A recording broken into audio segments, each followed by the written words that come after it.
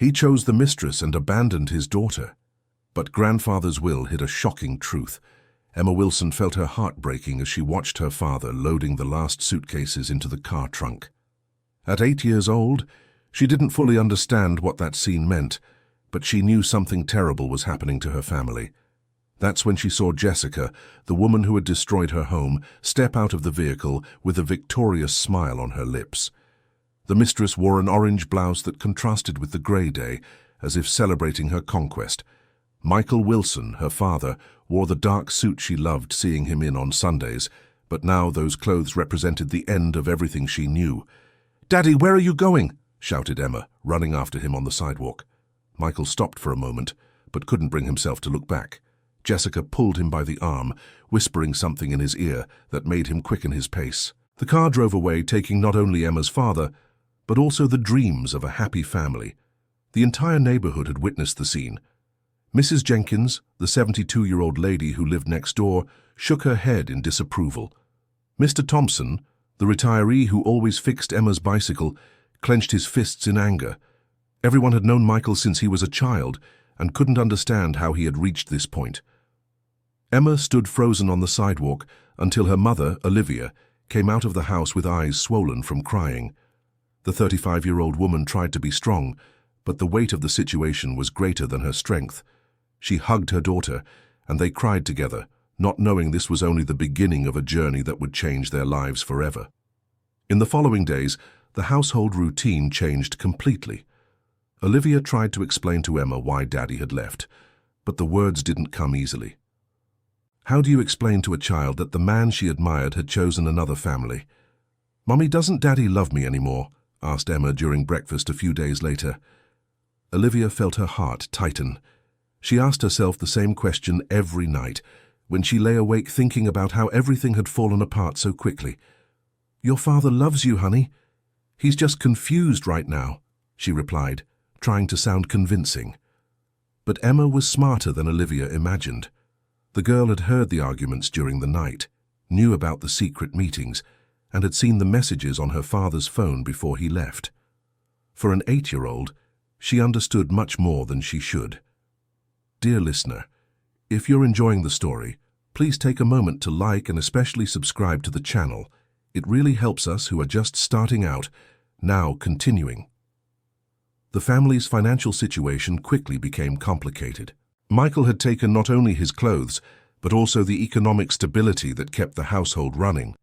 Olivia worked as an elementary school teacher, but her salary wasn't enough to cover all the expenses that were previously shared.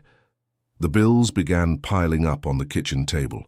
The mortgage payment, Emma's private school tuition, the regular medical checkups for the girl who had asthma since childhood. Every envelope that arrived brought more worry to Olivia, who spent nights doing calculations and trying to find a solution.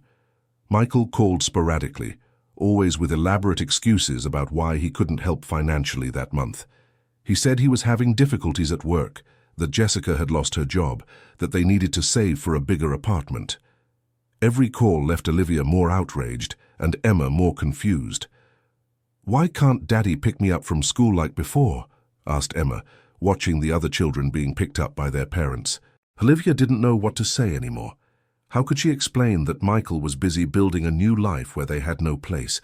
How could she tell her that he had promised to take Jessica to meet her family in another state, and that this was more important than picking up his own daughter from school? The situation became even more complicated when Olivia found out through a mutual friend that Michael and Jessica were living in a 3-bedroom apartment in the most upscale part of town.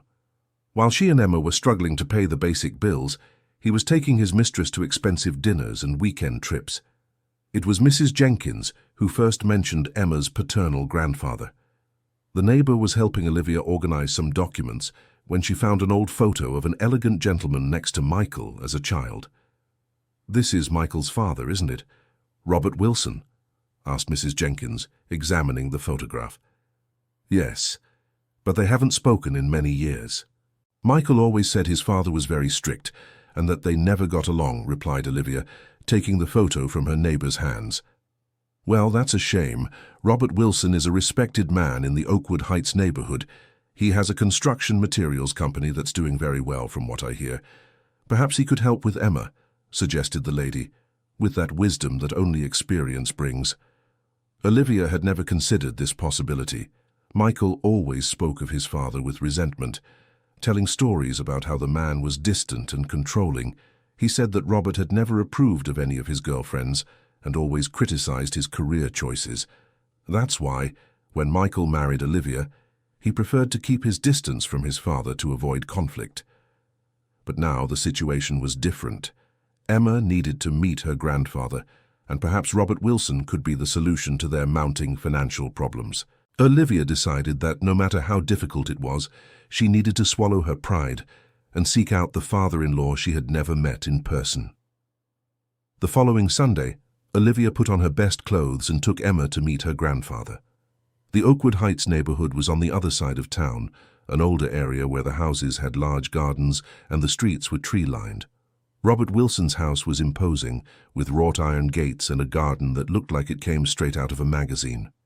When they rang the bell, a woman of about 60 answered. She introduced herself as Margaret, the housekeeper who had taken care of the house for over 20 years. Her eyes lit up when she saw Emma, as if she recognized familiar features in the girl. "Mr. Robert is in his office, but I'm sure he'll want to meet his granddaughter," said Margaret, inviting them in. The house was elegant, but it had an air of loneliness that Olivia noticed immediately. The furniture was made of dark wood, the curtains were heavy, and there were few photographs on the shelves. It was the house of a man who lived isolated from the world, surrounded by memories and silence. Robert Wilson appeared a few minutes later. He was a 68-year-old man, tall and thin, with well-groomed grey hair and eyes that reflected sharp intelligence. He wore a light blue dress shirt and tailored trousers, even though he was at home on a Sunday. When he saw Emma, his face completely transformed. "My God," he whispered, kneeling to be at the girl's eye level. "You look just like your grandmother when she was a child." Emma hid behind Olivia, shy in front of this man she had never seen before.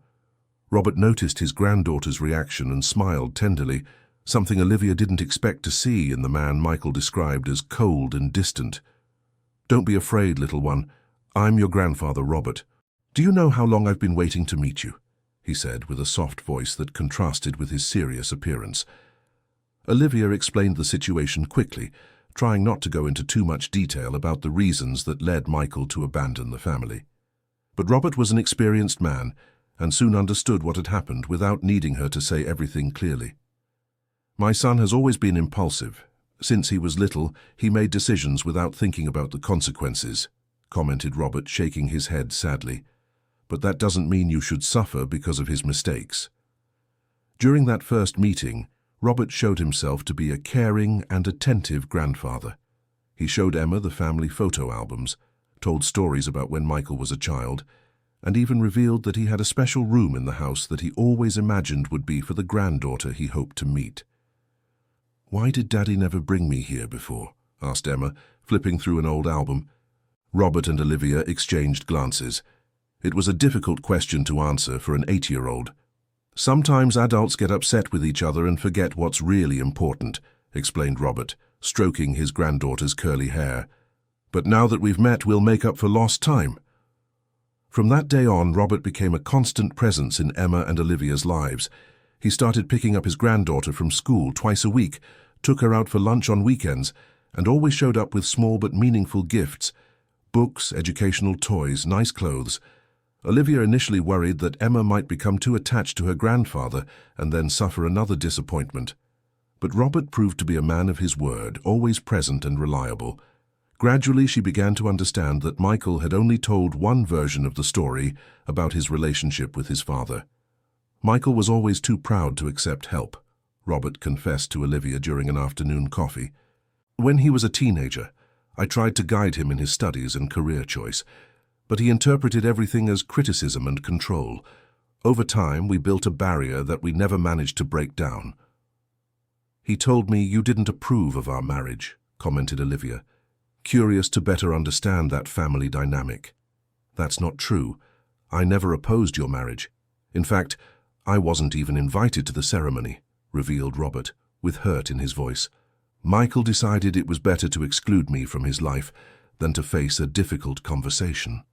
These revelations began to change Olivia's perception of the entire family situation. If Michael had lied about his father, how many other things had he distorted over the years? She began to wonder if she really knew the man she had been married to. Meanwhile, Michael continued living his new life with Jessica, apparently oblivious to the difficulties Olivia and Emma were facing. The phone calls became even more sporadic, and when he called, he always seemed rushed and uninterested in the details of his daughter's life. "How's school?" he would ask mechanically. "I'm learning to play guitar with Grandpa Robert," Emma would reply excitedly. "What Grandpa Robert?" Michael would fall silent for a few seconds, processing the information. "Daddy's daddy. He picks me up from school and teaches me cool things," the girl explained, not understanding why that information seemed to bother her father. After these calls, Michael would always become disturbed. He hadn't told Jessica about his father's existence, and the idea that Robert was getting close to Emma made him uncomfortable. Jessica, in turn, began to question why Michael never talked about his family, only about Olivia and his daughter. "Do you have parents? Siblings? How is it possible that I don't know your family?" Jessica would ask during dinners at the luxurious apartment they shared. "My family is complicated. I'd rather not talk about it," Michael would reply, quickly changing the subject. But Jessica was a curious and persistent woman. She began her own investigations, searching for information about Michael online and asking mutual acquaintances. That's how she discovered the existence of Robert Wilson and his successful construction materials company. Dear listener, if you're enjoying the story, please take a moment to like and especially subscribe to the channel. It really helps us who are just starting out. Now, continuing, the discovery completely changed Jessica's attitude toward the relationship. She began pressuring Michael to reconcile with his father, not for family reasons, but because she saw a financial opportunity that couldn't be wasted. "Michael, you can't be so proud. Your father has a thriving business and you're an only child. Think about the future," Jessica would argue, using the same smooth talk she'd used to seduce him. "You don't understand. My father and I have irreconcilable differences," Michael would reply, but he was already starting to consider the possibility. Jessica's pressure only increased when she discovered Michael had lied about his financial difficulties. In reality, he earned well as a civil engineer, but spent almost his entire salary maintaining the luxurious lifestyle she demanded. The expensive dinners, designer clothes, weekend trips, all of this was compromising his ability to help Olivia and Emma. "If you won't approach your father, then at least fulfill your obligations to your ex-wife and daughter," Jessica said during an argument. "I can't date a man who doesn't honor his responsibilities." Michael found himself in a difficult situation. On one hand, he didn't want to face his father after so many years of distance. On the other, he couldn't lose Jessica, who had become the center of his life. He decided he needed to find a solution that would satisfy everyone, not imagining that the consequences of his choices were just beginning to unfold. Meanwhile, Robert was watching the situation develop closely. He was an experienced businessman who knew how to recognize behavioral patterns. The way Michael had abandoned his family, the constant excuses for not providing financial help, the refusal to maintain regular contact with his daughter, all of this indicated his son hadn't changed since adolescence. "Margaret, I need to make an important decision," Robert told the housekeeper, who had become his confidant over the years. "You're thinking about changing the will, aren't you?" asked Margaret, who knew her employer's thoughts very well. "It's a possibility. Michael needs to understand that his actions have consequences, and Emma shouldn't pay for her father's selfishness," Robert replied, looking out the office window. Robert had accumulated considerable wealth over the years. The construction materials company he founded in the 1980s had become one of the most respected in the region. He owned properties, investments, and a bank account that could secure Emma's future without her ever needing to worry about money again. The original will left everything to Michael, with the expectation that he would properly care for the family. But circumstances had changed drastically, and Robert began considering alternatives that would better protect his granddaughter's interests. It was during one of these reflections that Robert made a decision that would change everything. He called his private lawyer, Dr. William Brooks, a 55-year-old man who had handled the Wilson family's legal affairs for over 20 years. "William, I need to make some changes to my will." "It's urgent," said Robert during the call. "Of course, Robert. We can schedule it for next week," replied the lawyer. "No, it has to be today. I have a feeling that we don't have much time," insisted Robert with an inexplicable worry in his voice. Dr. William Brooks had known Robert long enough to know he didn't make urgent requests without reason. He cancelled his other appointments and went to the house in Oakwood Heights that same afternoon. The changes Robert wanted to make were drastic and unusual. He had thought through every detail, anticipating possible reactions and creating safeguards to protect Emma from future manipulations. "Are you sure about these clauses, Robert? They are very specific and might cause, let's say, some surprises for the family," warned Dr. Brooks, rereading the document. "I'm absolutely sure. My son needs to learn that being a father is more than just providing the genetic material. And Emma needs to be protected from the consequences of his irresponsible choices," replied Robert, signing the document firmly. The new will contained several unusual clauses. The most surprising was that Michael would only receive the inheritance if he moved back in with Emma and took full responsibility for her. It wasn't enough to just pay child support or make occasional visits. He would need to prove, through concrete actions, that he was willing to be a present and responsible father. Additionally, the will provided for the creation of a special fund for Emma, which would be managed by Olivia until the girl turned 25. The fund would guarantee a quality education, medical care, and an allowance that would allow her to grow up without deprivation. But there were more surprises hidden in the document. Robert had hired a private investigator to find out more details about Jessica, the woman who had convinced his son to abandon the family.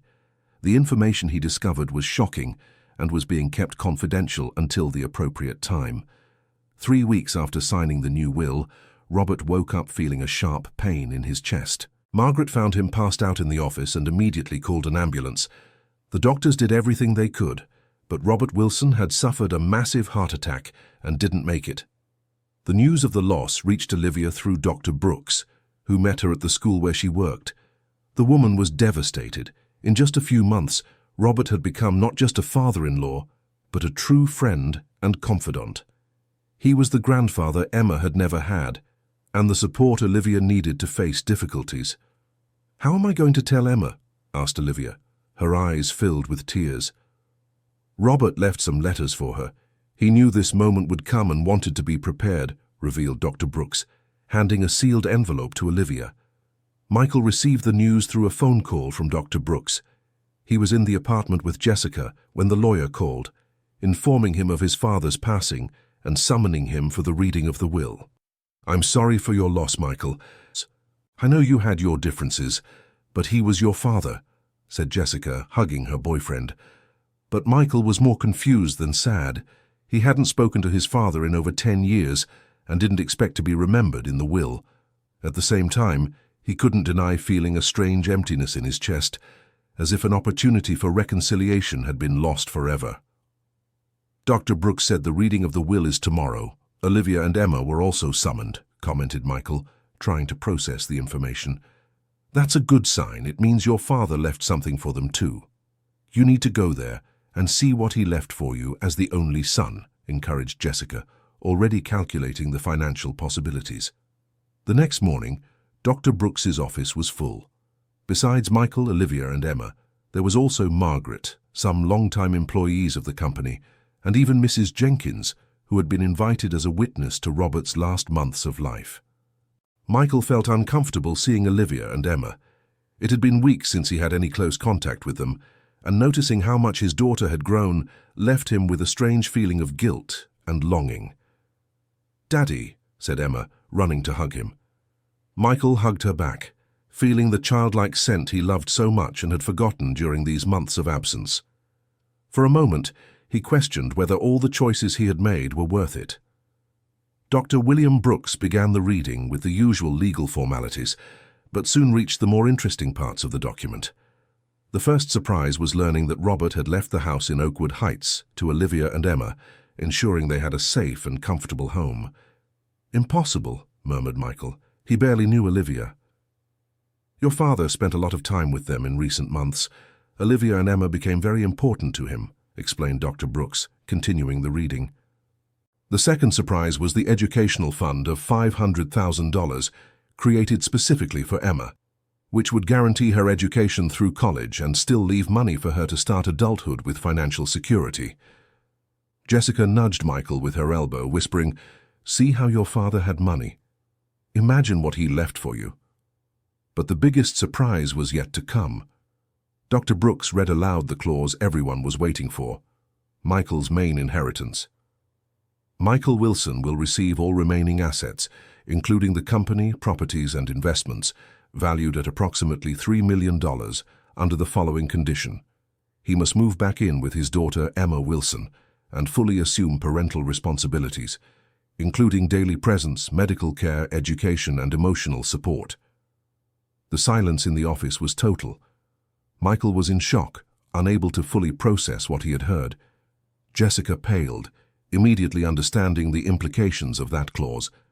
"Dr. Brooks, this is emotional blackmail. My client can challenge this absurd clause," said the lawyer Jessica had insisted Michael hire to attend the reading. "You can try, but Robert Wilson was of sound mind when he made these changes. I have medical and psychological reports that prove it. Moreover, there are other clauses in the will that make any challenge very complicated," replied Dr. Brooks calmly.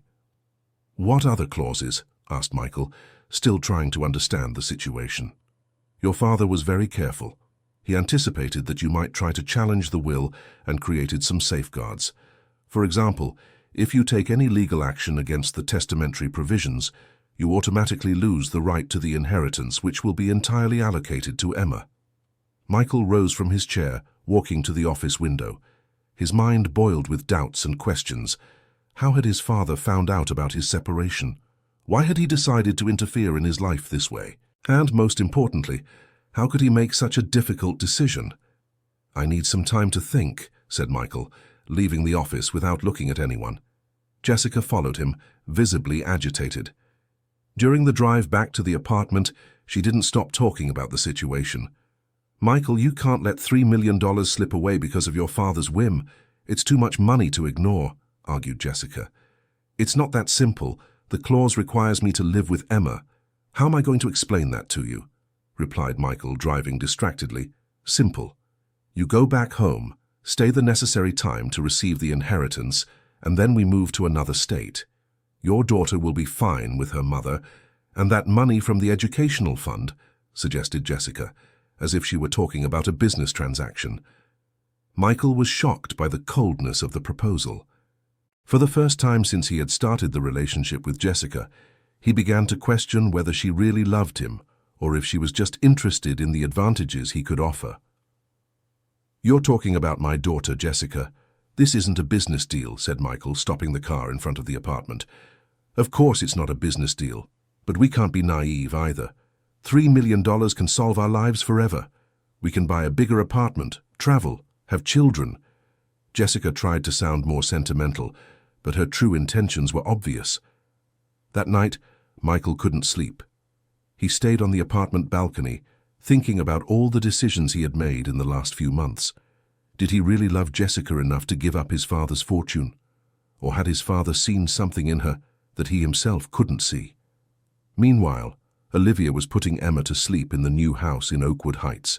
The little girl was enchanted with the room that Robert had prepared for her, full of books, toys, and a canopy bed that seemed straight out of a fairy tale.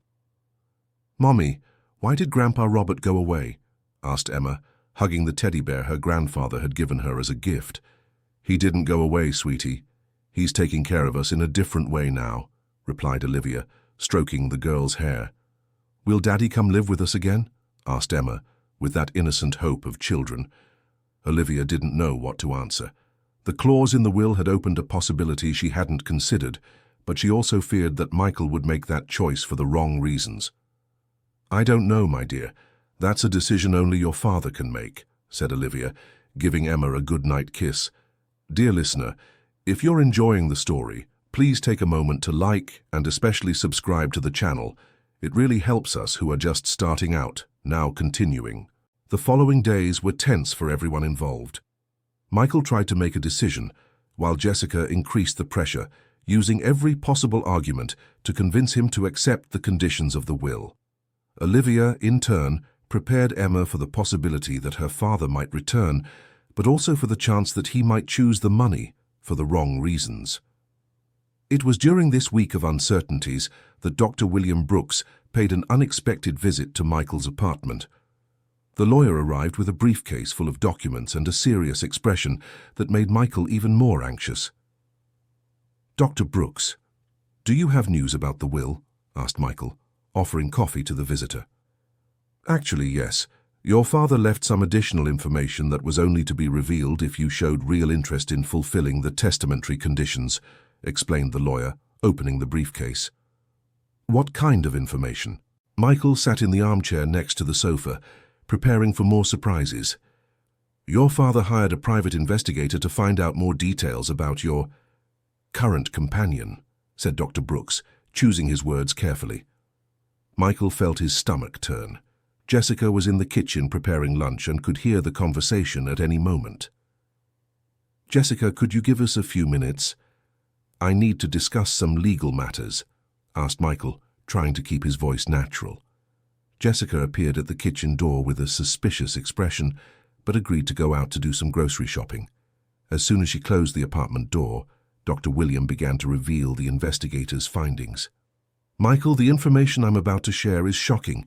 Your father wanted you to know the truth before making any decisions," the lawyer began, taking a folder of photocopies from his briefcase. "Go ahead, Dr. Brooks, I'm prepared," said Michael, though he wasn't certain this was true. "Jessica Parker isn't who she claims to be. Her real name is Jessica Roberts Thompson, and she has a history you need to know about." Dr. Brooks handed a series of documents to Michael. Michael flipped through the papers with growing horror. Jessica had been married twice before him, and in both situations had followed the same pattern.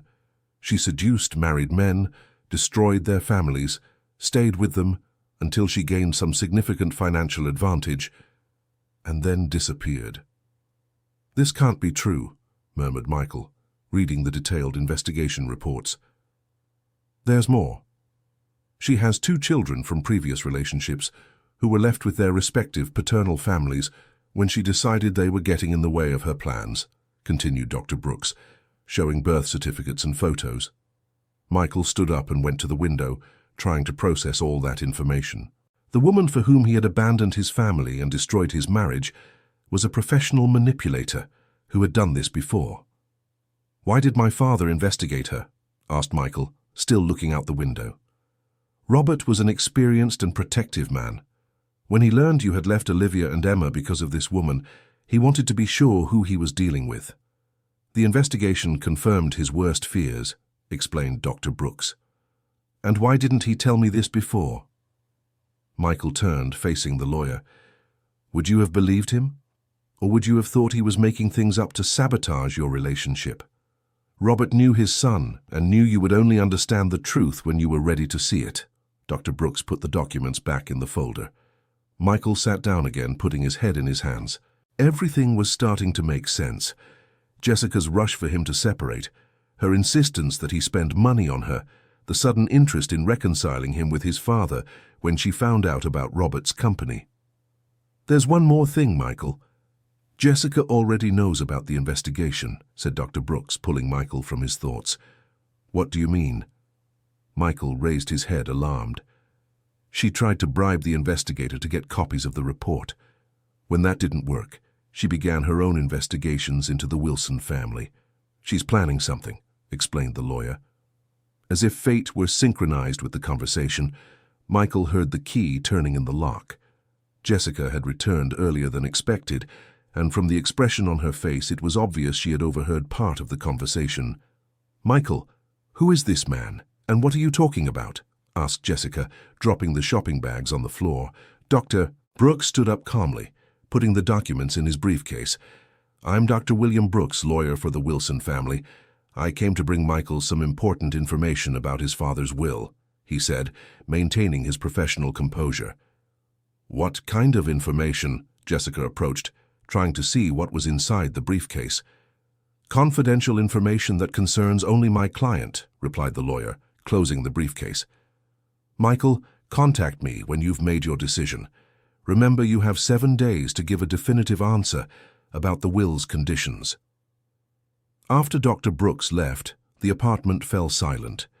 Michael looked at Jessica as if seeing her for the first time, trying to identify signs of the manipulation he had been blind to see. "Michael, what happened? You're looking at me in a strange way," said Jessica, trying to sound natural. "Jessica, I need to ask you a question, and I want you to be completely honest with me." Michael approached her, studying her reactions. "Have you been married before?" Jessica's face completely changed. For a split second, the mask of sweetness fell, and Michael saw something cold and calculating in her eyes. "Why that question? What did that lawyer tell you?" she counterattacked, avoiding a direct answer. "Answer my question," insisted Michael, realizing that her silence was already a confession. Jessica walked to the kitchen, buying time to formulate a response. Michael followed her, determined to have a definitive conversation about their relationship. "All right, Michael. Yes, I have been married before, twice. But you were also married to Olivia, so what's the problem?" Jessica tried to normalize the situation. "The problem is that you never told me this. You lied about your past, about who you really are." Michael felt the anger growing in his chest. "I didn't lie. I just didn't think it was necessary to talk about past relationships that didn't work out." "Everyone has a past, Michael." Jessica maintained a defensive tone. "And the children, Jessica. You also didn't think it necessary to mention that you have 2 children." Michael dropped the information like a bomb. This time Jessica paled completely. She leaned on the kitchen counter, realizing that her charade had been discovered. "How did you find out about that?" she asked, her voice trembling. "That doesn't matter. What matters is that you lied about everything.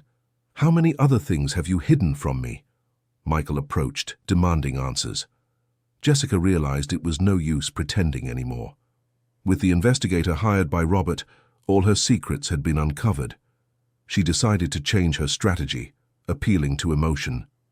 "Michael, I can explain everything.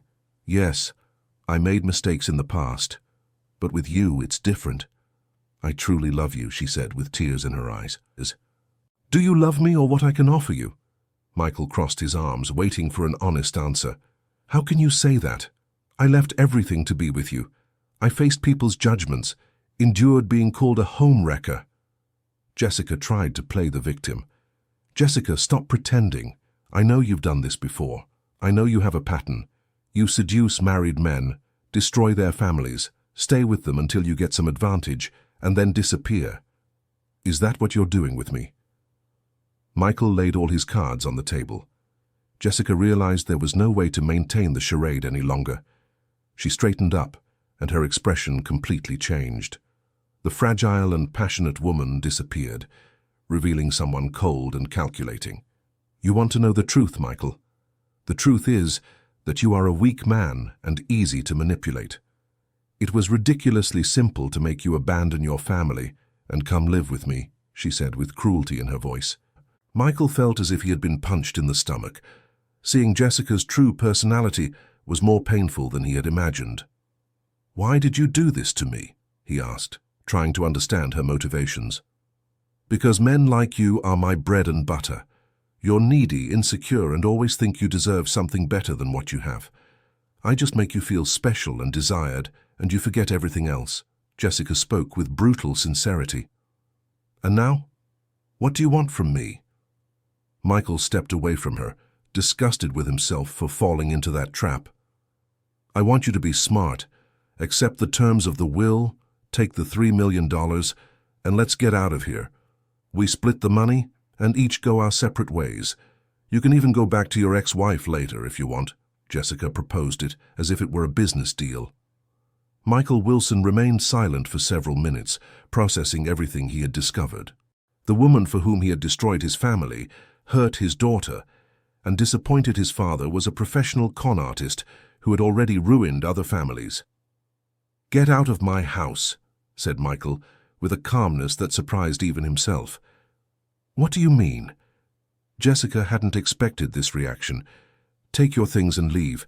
I don't want to see you anymore." Michael opened the apartment door, waiting for her to leave. "Michael, you're making a mistake. Without me, you won't have the courage to go back to your ex-wife and daughter. You'll end up alone and broke. Jessica attempted one last manipulation. I'd rather be alone and broke than stay with a liar like you. Michael kept the door open, firm in his decision. Jessica realized she had lost control of the situation. She gathered some clothes in a suitcase and left the apartment without looking back, but not before making one last threat. You'll regret this, Michael. I know your secrets. I know where you live and work. If you don't split that money with me, I'll make your life hell, she said, trying to sound threatening. Do whatever you want, Jessica. I'm not afraid of you anymore. Michael closed the door, finally free from the woman who had destroyed his life. Alone in the apartment, Michael realized the extent of the damage his choices had caused. He had lost his wife, grown distant from his daughter, wasted months of relationship with his father before his passing, and on top of it all, had fallen into the trap of a con artist. But for the first time in months he felt free.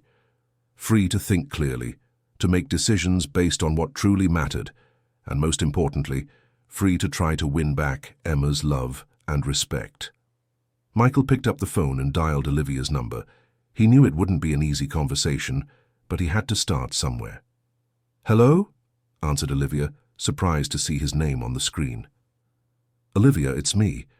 I need to talk to you about my father's will and about everything that happened," said Michael, with a humility Olivia hadn't heard in a long time. "Michael, I'm not sure this is a good idea. Emma is just starting to adjust to her new life, and I don't want her to face another disappointment," Olivia was cautious. "I understand your concern, but I found out things about Jessica that change everything. My father was right about her, and I was completely mistaken." Michael briefly shared the investigator's revelations.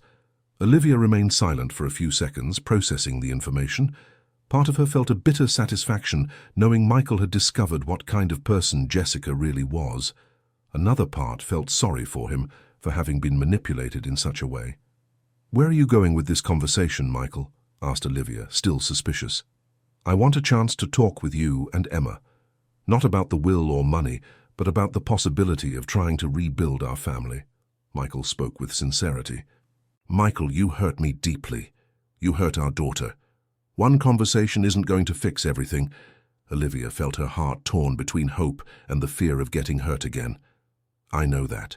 I know I don't deserve a second chance, but I'm asking for an opportunity to show that I've learned from my mistakes," Michael insisted. Olivia looked at Emma, who was in her room doing her homework. The girl had suffered greatly from her father's absence, but had also shown impressive maturity for her age. Would it be fair to her to create expectations that might be dashed again? "All right, you can come over for dinner tomorrow, but I want to be clear that this doesn't mean I'm willing to forgive everything immediately," said Olivia, deciding to give Michael a chance to explain himself. "Thank you, Olivia. I promise I won't let you down again," Michael said, before hanging up the phone with a mixture of hope and nervousness. The next morning, Michael woke up early and spent hours thinking about what he would say to Olivia and Emma. He knew words wouldn't be enough to fix all the harm he had caused, but he needed to start somewhere. He bought flowers for Olivia and a children's storybook for Emma, remembering how his daughter loved when he read to her at bedtime. They were small gestures, but they represented a genuine effort to reconnect. When he arrived at the house in Oakwood Heights, Michael was surprised by the transformation of the place.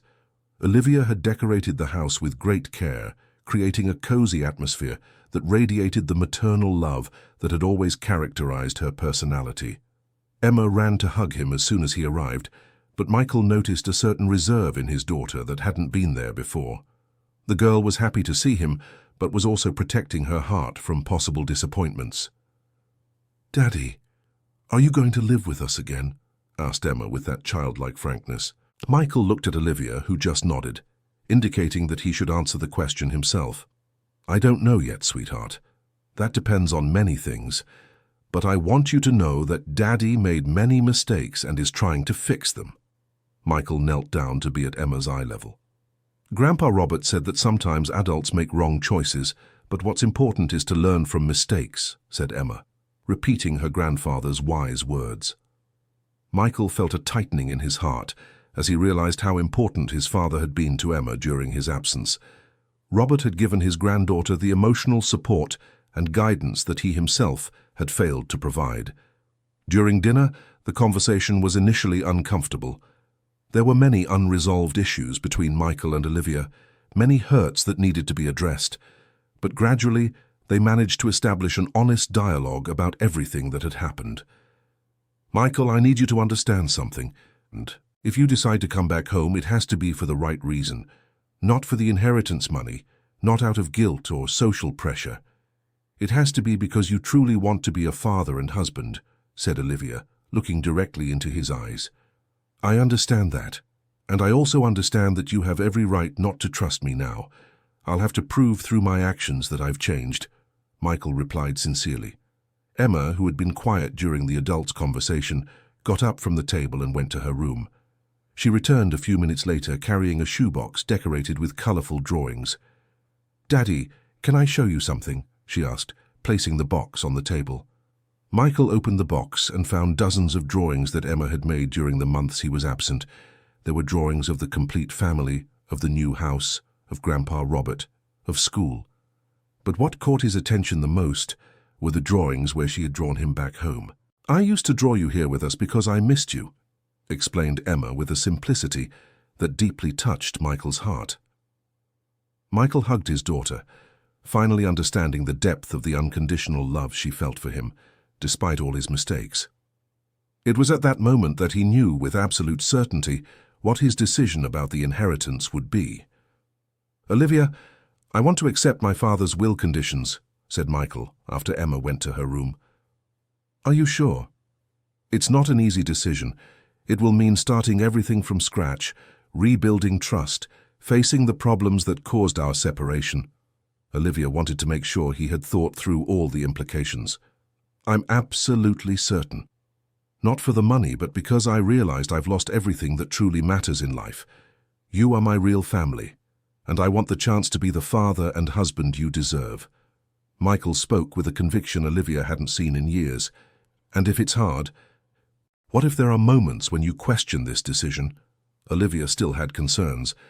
"Then we'll face the difficulties together, as a family." My father was right. Being a father isn't just about providing genetic material. It's about being present, participating, choosing your family every day. Michael took Olivia's hand, feeling the wedding ring she still wore. Olivia began to cry, not from sadness, but from hope.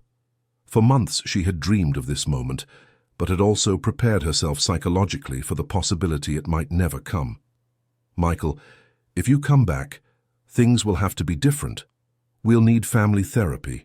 We'll have to establish new rules, and you'll have to prove every day that you're committed to this family," said Olivia, wiping her tears. "I accept all those conditions. In fact, I was going to suggest therapy myself. I want to understand why I made such poor decisions and ensure it never happens again." Michael was willing to do whatever necessary to regain his family's trust.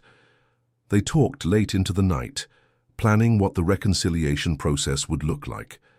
They decided Michael would return gradually, first spending weekends at home, then a few weekdays, until everyone felt comfortable with the situation. On Monday, Michael called Dr. William Brooks to officially communicate his decision to accept the will's conditions. The lawyer was pleased with the choice, knowing it was exactly what Robert had hoped for. "Michael, your father would be proud of your decision. He always believed you would make the right choice when the time came," said Dr. Brooks. "Dr. Brooks, there's one more thing. I want to use part of the inheritance to create a help fund for families going through situations similar to ours. I think my father would approve." Michael wanted to honor his father's memory in a meaningful way. "That's a wonderful idea. Robert was always a generous man and would be happy to know his money is being used to help others." The lawyer was moved by the proposal. The first months of reconciliation weren't easy. Michael needed to relearn how to be a father, participate in Emma's daily routine, monitor her studies, care for her emotional needs. Olivia, in turn, needed to relearn how to trust, share responsibilities, forgive without forgetting the lessons learned. Emma was the one who adapted most easily to the new situation. Children have an incredible ability to forgive and move forward when they feel truly loved. She flourished with her father's constant presence, showing a more secure and confident side of her personality. Family therapy was fundamental to the success of the reconciliation process. Dr. Rachel, the psychologist who accompanied them, helped each of them process their emotions, communicate their needs, and establish healthy boundaries. "Michael, what do you think has changed in you since returning home?" asked Dr. Rachel during one session. "I've learned that real happiness doesn't come from satisfying selfish desires, but from building something meaningful with the people we love. I also discovered that being an adult means making difficult choices for the right reasons." Michael had gained an emotional maturity he didn't possess before. "Olivia, how are you handling the forgiveness process?" The psychologist turned to her. "It's gradual. Some wounds still hurt, but I see genuine effort on his part. What helps me is realizing Michael is no longer the same man who abandoned us. He had truly changed. Olivia had learned to balance forgiveness with self-protection. During this period of family rebuilding, Jessica tried several times to contact Michael. She called from unknown numbers, sent messages through social media, and even showed up at the office where he worked. But Michael stood firm in his decision to have no contact with her.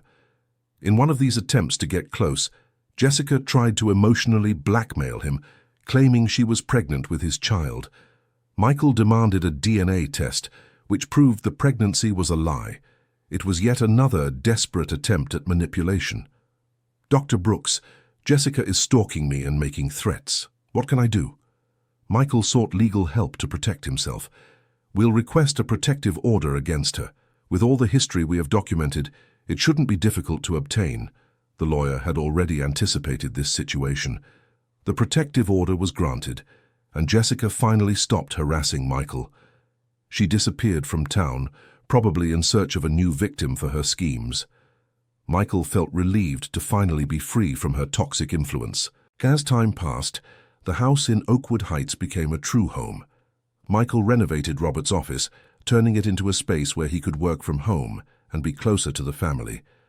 Olivia resumed her graduate studies, something she had postponed during the years of marriage. Emma developed impressively. Her grades at school improved, she made new friends, started playing piano, and even participated in a children's play at school. The love and family stability had created the perfect environment for her to flourish. 1 year after Michael's return, the family decided to hold a small ceremony to renew their wedding vows.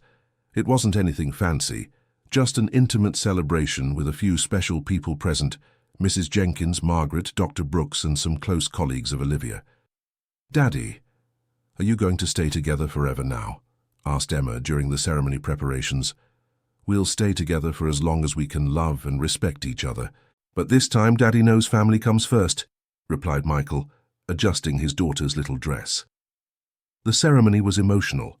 Michael made sure to include a special promise to Emma, publicly committing to being the father she deserved. Olivia, in turn, spoke about second chances and how true love can overcome past mistakes. During the small party that followed, Margaret approached Michael with a special surprise.